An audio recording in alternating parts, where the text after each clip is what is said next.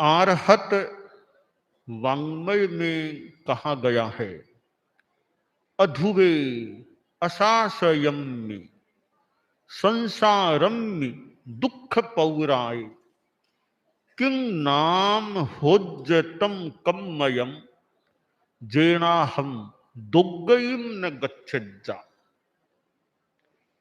एक महत्वपूर्ण चिंतन प्रस्तुत किया गया है जो अध्यात्म से संबंधित चिंतन है। चिंतन यह है कि यह संसार अध्रुव है, अशाश्वत है, सदा स्थायी नहीं है। हम इस बात को यूं लें कि एक जीवन है आदमी का, वो जीवन अपने आप में अध्रुव है, अशाश्वत है। यह लोक तो मान लें एक अपेक्षा से शाश्वत है, पर यह जीवन आदमी का है वो अशाश्वत है। संसार की स्थितियां भी कई अशाश्वत होती हैं। तो यह जो अशाश्वत अध्रुव संसार है और यह दुख प्रचुर है, इस जीवन में, इस संसार में दुख भी आ जाते हैं। दुख की प्रचुरता है। कभी शारीरिक बीमारी किसी के हो जाती है, कभी मानसिक संक्लेश हो जाता है, अनेक रूपों में। कभी मृत्यु की समस्या, मृत्यु की बात सुनकर ही दुख, कभी बुढ़ापे की समस्या, दुख। ऐसे अनेक प्रकार के दुख जीवन में आ सकते हैं, आ जाते हैं। ऐसा जो यह संसार है, यह वर्तमान जीवन तो है, ठीक है, सामने है, किंतु आगे भी तो कभी जाना है। तो मैं दुर्गति में न जाऊं, ऐसा कौन सा कर्म है, कौन सा आचरण है, कौन सा उपाय है जिसको काम में लेकर मैं दुर्गति से बच जाऊं। मुझे न इस जीवन में दुर्गति भोगनी पड़े और न आगे दुर्गति में जाना पड़े। जिंदगी में कष्ट भी आ जाए, आदमी का मन समता शांति में रहे तो कष्ट आया और चला गया। जैसे ये हिमखंड है, बर्फ, बाटा बर्फ है, उस पर कोई रज्जे सी आ गई, थोड़ा सा पानी डालो, साफ है। ग्लास में पानी, उसमें मिट्टी मिल गई तो उसको अलग करना थोड़ा कठिन है। तो हमारा चित्त भाटा बर्फ जैसा बन जाए, दुख की स्थितियां आए वो साफ हो जाए, उतर जाए, दूर हो जाए। तो दुर्गति और विशेष या इस जीवन के बाद जहां जाना हो वहां दुर्गति न हो, वो क्या कर्म, क्या आचरण हो सकता है? वह आचरण समता की साधना है, राग द्वेष मुक्ति की साधना है, अध्यात्म की आराधना है, आत्मस्थ होने की प्रक्रिया है। वो हमें प्राप्त हो जाती है तो संभव है आगे दुर्गति से बचाव हो सके। कोई कर्म का बंद हो गया हो दुर्गति का, वो तो अलग बात है, वहां तो जाना पड़ जाए, फिर भी आगे के लिए बहुत जल्दी वो दुख और दुर्गति का नाश हो सकता है। तो यह धर्म और अध्यात्म ऐसा तत्व है जो आदमी को, प्राणी को दुर्गति से त्राण देने वाला होता है। जो दुर्गति से बचा ले, दुर्गति प्रसृतान जीवान यस्माद् धारयते ततः दत्ते चैतान शुभे स्थाने तस्माद् धर्म इति स्थित है। कि धर्म क्या होता है? कि दुर्गति से जो बचा ले अच्छे स्थान में स्थापित कर दे, वो धर्म होता है। तो धर्म अपने आप में हमारे लिए त्राण है और शरण है। आज हम जैन विश्व भारती लाडनू में आए हैं। मूलशैल तो लाडनू है, लाडनू में एक चीज जैन विश्व भारती है। तो लाडनू और जैन विश्व भारती कुछ धर्म से जुड़ा हुआ स्थान है। धर्म से जुड़ा हुआ इसलिए कि मैं लाडनू शहर में आया तो पहले वो तेरा पंथ सभा भवन जो ऋषभ द्वार के नाम से प्रसिद्ध है, तो वहां साध्वी प्रमुखा जी आदि साध्वियां थी। मानो धर्म की साधिकाएं वहां हमें उपलब्ध हुई। थोड़ा और आगे जाएं तो सेवा केंद्र है लाडनू में। कितने वर्षों से प्राचीनतम हमारे धर्म संघ का सेवा केंद्र है। एक प्रकार का तीर्थ स्थान बना हुआ है जहां साध्वियां प्रवासित हैं, प्रवास करती हैं। आचार्यों की कितनी पीढ़ियों से वो साध्वी सेवा केंद्र लाडनू में चल रहा है। तो वह भी धर्म से जुड़ा हुआ स्थान हो गया। और फिर मैं पहली पट्टी में आया तो तकतमल जी फूल फगर का मकान मार्ग में आ गया। लोग खड़े थे, मैं अंदर चला गया और हमारा वो भी धर्म संघ का ऐतिहासिक स्थान है जहां परम पूज्य डालगणी की अनुपस्थिति में, वो मुनि अवस्था में थे, उनकी अनुपस्थिति में धर्म संघ ने उनको 7वें आचार्य के रूप में मनोनीत किया था। मुनि श्री कालू जी स्वामी रेलमगरा ने घोषणा की थी। तो वो ऐतिहासिक स्थान जैसा बताया जाता है, एक कमरा जो है बाहर की ओर ऊपर कमरा है, उस कमरे में साधुओं की मीटिंग हुई थी। उस मीटिंग में घोषणा हुई थी कि मुनि डालचंद जी हमारे 7वें आचार्य है। तो मैं उस मकान में भी गया और सीढ़ियां तो थी, पर वो डालगणी के मनोनयन का स्थल था तो ऊपर जाने का मन हो गया। तो थोड़ी सीढ़ियां बहुत आसान भी नहीं थी, पर वो इच्छा थी ऐतिहासिक स्थान पर तो जाऊं ऊपर। उस कमरे में भी मैं गया, यहाँ डालगणी का मनोनयन हुआ था। तो वो भी एक तरह से धर्म, हमारे कितने संत वहां रहे होंगे उस जमाने में, तो धर्म से जुड़ा हुआ स्थान है। फिर आखिर जैन विश्व भारती में आना हुआ।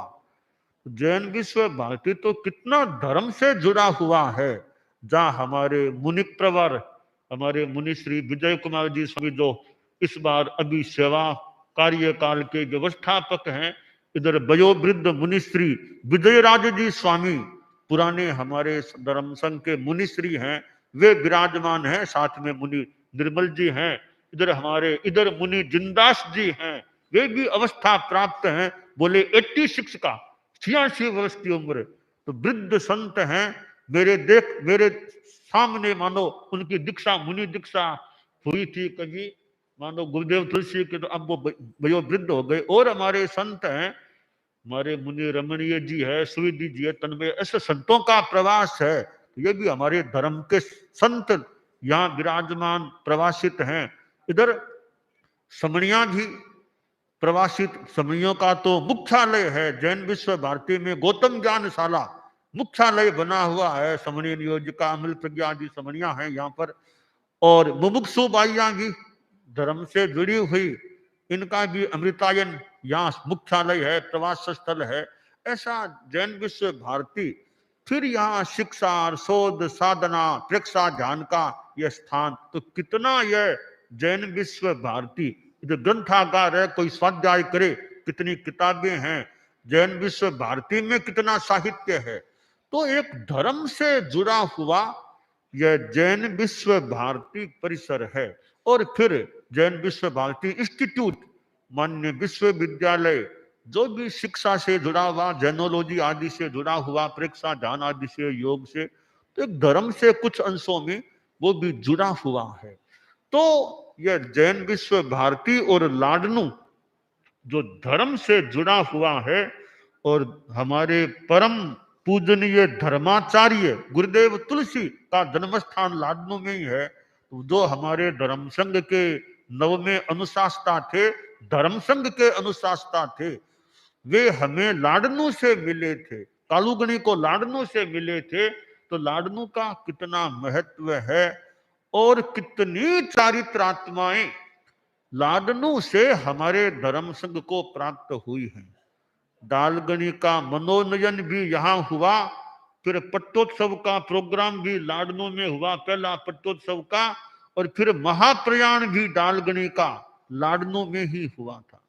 तो हमारे धर्म संघ के अनेक प्रसंगों से, ऐतिहासिक प्रसंगों से जुड़ा हुआ यह लाडनू कस्बा या शहर है। और साध्वी प्रमुखाओं की बात चली तो महासती लाडान जी, साध्वी प्रमुखा लाडान जी, जो लाडनू से गुरुदेव तुलसी की बहन थी, लाडनू से थी। और जैसा कि कहा गया अध्रुव अशाश्वत है संसार, तो साध्वी प्रमुखा कनक प्रभा जी भी लाडनू से मानो प्राप्त हुई गुरुदेव तुलसी को, यानी हमारे धर्म संघ में दीक्षित हुई। और 50 वर्षों से अधिक समय तक वे साध्वी प्रमुखा के रूप में, 8वीं साध्वी प्रमुखा के रूप में हमारे धर्म संघ में रही थी। आचार्यों की 3 पीढ़ियों को उन्होंने देखा ही नहीं था, अपना सेवादान भी किया था, सहयोग दिया था। 3 आचार्यों के आचार्य काल में उन्होंने साध्वी प्रमुखा के रूप में अपनी सेवा दी थी। साधिक 50 वर्षों का उनका साध्वी प्रमुखा काल रहा। और यह मंच जहां हमने उनका अमृत महोत्सव, साध्वी प्रमुखा काल के वो 50 वर्षों के समापन के संदर्भ में अमृत महोत्सव भी मनाया था, और हमने शासन माता के रूप में उनको स्वीकार किया था। तो अब अध्रुव अशाश्वत है, जिस मंच पर कुछ महीनों पहले वे विराजमान थी, आज वो हमारे आसपास सदेह रूप में, दृश्य रूप में सामने नहीं है। तो शरीर की स्थिति है, और प्रयास करने के बाद भी किसी को बचा ही लेना हाथ की बात नहीं होती है। तो आज हम लाडनू आए हैं, तो साध्वी प्रमुखा कनक प्रभा जी जो साथ में पधारा करती थी, रहती थी, अब उनके बिना अब लाडनू आए हैं। परंतु साध्वी प्रमुखा कनक प्रभा जी के स्थान पर हमको लाडनू से फिर एक साध्वी जी मिली हुई थी। तो लाडनू ने तो, लाडा जी भी लाडनू से, उनके ठीक बाद कनक प्रभा जी भी लाडनू से, तो लाडनू से चले गए कनक प्रभा लाडनू वाले, तो फिर लाडनू से एक और हमें साध्वी जी मिल गई। और हमने साध्वी विश्रुत विभा जी जो मुख्य नियोजिका थी, हमने आपको साध्वी प्रमुखा के स्थान पर आसीन कर दिया, नियुक्त कर दिया। तो हमें साध्वी प्रमुखा विश्रुत विभा जी भी हमारे धर्म संघ को लाडनू से प्राप्त हुई है। और मोदी परिवार जो संसार पक्ष में है, परिवार के लिए भी एक खुशी गौरव की बात भी हमारे परिवार के हैं साध्वी प्रमुखा जी। तो साध्वी प्रमुखा विश्रुत विभा जी जो साध्वी प्रमुखा कनक प्रभा जी के स्थान पर आसीन हैं। और लाडनू पहली बार आप साध्वी प्रमुखा बनने के बाद पहली बार आज लाडनू पधारे हैं।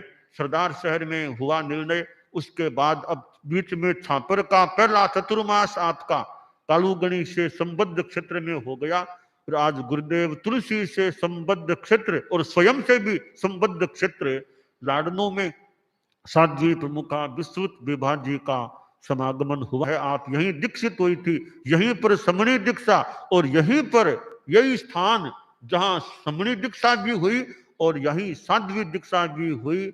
ऐसा वो लाडनू आपके जीवन प्रसंगों से भी जुड़ा हुआ है। और यह गौतम ज्ञानशाला जहां आप समणी के रूप में कितनी रही होंगी, तो ऐसे स्थान हैं। तो साध्वी प्रमुखा विश्रुत विभा जी भी हमें जो लाडनू से प्राप्त हैं, अब हमारे धर्म संघ के साध्वी प्रमुखा जी हैं। तो विश्रुत विभा जी का पहली बार आज जैन लाडनू में पादार्पण हुआ है। और साध्वी प्रमुखा विश्रुत विभा जी हमें, हमारे धर्म संघ को खूब सेवा देते रहे, खूब स्वास्थ्य अच्छा रहे, और खूब साध्वी समुदाय की विशेषतया वो चित्त समाधि, स्वास्थ्य आदि आदि संदर्भों में अपनी सेवा देती रहे, खूब अच्छा रहे, यह मंगल कामना है। जैन विश्व भारती में आना हुआ है और आगे हमने योगक्षेम वर्ष का भी निर्णय कर लिया है। छापरे में ही लाडनू के लोग आ गए थे और आखिर बात करते करते हमने निर्णय भी कर दिया कि सन 2026 का चतुर्मास और सन 2027 का मर्यादा महोत्सव दोनों यानी जैन विश्व भारती लाडनू में आयोजित होने योगक्षेम वर्ष के रूप में आयोजित होने का करने का निर्णय भी हमने कर लिया है। और जहां योगक्षेम वर्ष पहला गुरुदेव तुलसी युवाचार्य महाप्रज्ञ जी के सानिध्य में आयोजित हुआ था, वही लाडनू वही जैन विश्व भारती और यह सुधर्मा सभा जहाँ वो सभा जुड़ती थी, साधु साधियां यो सामने प्राय बैठते थे, तो यह लाडनू का क्षेत्र है। और साध्वी प्रमुखा कनक प्रभा जी एक 80 वर्ष पार उनका जीवन काल था। उन्होंने हमारे धर्म संघ को साधिक 50 वर्षों तक साध्वी प्रमुखा के रूप में सेवा दिया। बाहर उनके नातिले भी थे, तो मैं अंदर चला गया भी साध्वी प्रमुखा जी कनक प्रभा जी संसार स्थान है, थोड़ी दूर में अंदर भी गया। तो पहले भी मैं गया था, तब पिछली बार आए थे तब मैं गया था, तब साध्वी प्रमुखा कनक प्रभा जी स्वयं भी वहां पधार गई थी, मैं भी वहां गया था, छोटा सा प्रोग्राम भी वहां पर हो गया था। इस बार वे तो नहीं थी, हम लोग वहां अंदर गए थे। तो ये जैन विश्व भारती लाडनू और जहां गुरुदेव तुलसी का कितना प्रवास हुआ, युवाचार्य आचार्य महाप्रज्ञ जी का कितना प्रवास हुआ और गुरुदेव तुलसी का कितना अनुग्रह जैन विश्व भारती पर रहा है, ऐसा यानी कामधेनु है। कितना जैन विश्व भारती के बारे में उन्होंने जो फरमाया भी था। तो यह भिक्षु विहार का प्रांगण जहाँ गुरुदेव तुलसी का प्रवास होता था, महाप्रज्ञ जी प्रवर विराजते थे, हम लोग रहते थे, तो उसी जैन विश्व भारती में हमारा पहले इसी सन 2022 में पहले आगमन हो गया था। अब इसी सन के दौरान दोबारा भी हमारा आगमन हो गया है। और अभी तो आना एक तरह से रास्ते बहते रूप में आना हुआ है, आखिर आगे बढ़ना है, आगे बढ़ना है हमें। फिर भी थोड़ा सा समय जैन विश्व भारती और लाडनू के लिए हमने आरक्षित किया है। तो लाडनू में जैन विश्व भारती में खूब अच्छी गतिविधियां चलती रहे। जैन विश्व भारती इंस्टीट्यूट भी अच्छा धार्मिक आध्यात्मिक मूल्यों का विकास करता रहे। और समन श्रेणी का मुख्यालय है, तो समनिया भी खूब दिन दुनी रात चौगुनी प्रगति करें। मुमुक्षु भाइयों का भी स्थान है पारमार्थिक शिक्षण संस्था का, तो मुमुक्षु भाइयां तो वो कभी कभी वो अनुप्रेक्षा करें कि मुमुक्षुओं की संख्या बढ़े, संख्या बढ़े, संख्या बढ़े। यो अनुप्रेक्षा करें कि हम 100 हैं, हम 125 हैं, यो अपने आप को कि अमृतायन में हम 100-125 मुमुक्षु भाइयां हैं, यो विजुअलाइज करने का प्रयास करें कि संख्या तुम्हारी संख्या बढ़े। तो ऐसा प्रयास भी होता रहे। तो मुमुक्षु बाइयां है, बोधारती है, जो एक मानो अंडर ट्रेनिंग है एक तरह से, तो उनकी अच्छी ट्रेनिंग होती रहे, चित्त समाधि रहे, शिक्षाकार साधना का अच्छा विकास होता रहे। तो यह जैन विश्व भारती एक बहुत ही एक सुंदर स्थान दिखाई दे रहा है, जहाँ गुरुदेव तुलसी विराजते थे। हम लोग गुरुदेव के साथ साथ यहाँ भ्रमण करता था, गुरुदेव के साथ रहता था, आचार्य महाप्रज्ञ जी विराजे थे। तो खैर जैन विश्व भारती आध्यात्मिक धार्मिक गतिविधियों का अच्छा संचालन करते रहे।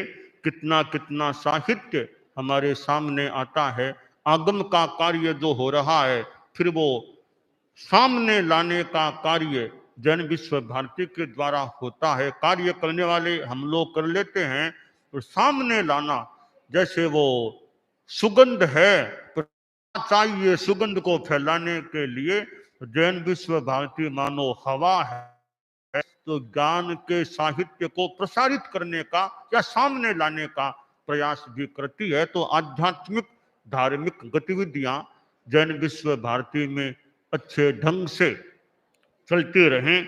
और हमारे संत और साधियां जो जैन विश्व भारती व लाडनों में हैं, और जैन विश्व भारती में अब हमारे शासन गौरव साध्वी कल्पलता जी आदि साध्वियां भी यथासंभवतया यहाँ जैन विश्व भारती में प्रवास करने वाली हैं। तो ऐसे वो एक धार्मिक माहौल जैन विश्व भारती का खूब पुष्ट रहे, खूब अच्छी साधना और ज्ञानाराधना की गतिविधियां यहाँ चलती रहे, और हमें यहाँ आने का जो लक्ष्य बनाया था, छापर चतुर्मास परम पूज्य कालूगणी से जुड़ा हुआ छापर क्षेत्र, वहां का चतुर्मास संपन्न करके हम जैन विश्व भारती गुरुदेव तुलसी की जन्मभूमि से जुड़ा हुआ क्षेत्र है, यहाँ आना हो गया है।